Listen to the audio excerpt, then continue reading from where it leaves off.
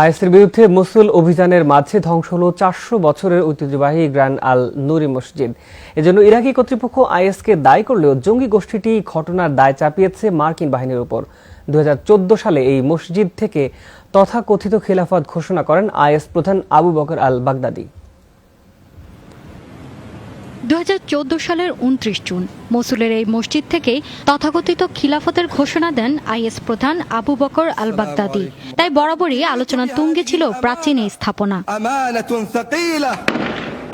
বুধবার দুপক্ষের লড়াইয়ের মাঝেই ধ্বংস হয় মসজিদটির সুউচ্চ মিনার সহ একাংশ। কিন্তু হামলার বিষয়ে শুরু হয়েছে পাল্টাপাল্টি দোষারোপ।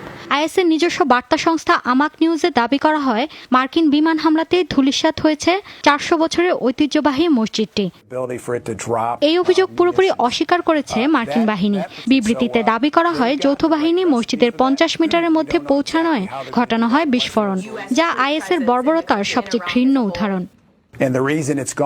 মসজিদে চালানো হামলার সম্পূর্ণ দায়-দায়িত্ব জঙ্গি সংগঠন আইএসের ওপরই বর্তায়।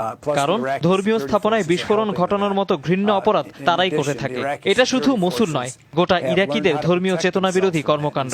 এটাই প্রমাণ করে কেন আইএসকে নির্মূল করতে হবে। ইরাকের বিখ্যাত যোদ্ধা নুরুদ্দিন আল জানকির নামে ১১৭৩ সালে প্রতিষ্ঠিত হয় এই মসজিদ। এর ১৫০ ফুট লম্বা ও হেলানো মিনারের জন্যই স্থাপনাটি বেশি জনপ্রিয়, যা ইরাকিদের কাছে স্থানীয় ভাষায় আল হাদবা নামে পরিচিত। মৌলি ইসলাম, যমুনা নিউজ।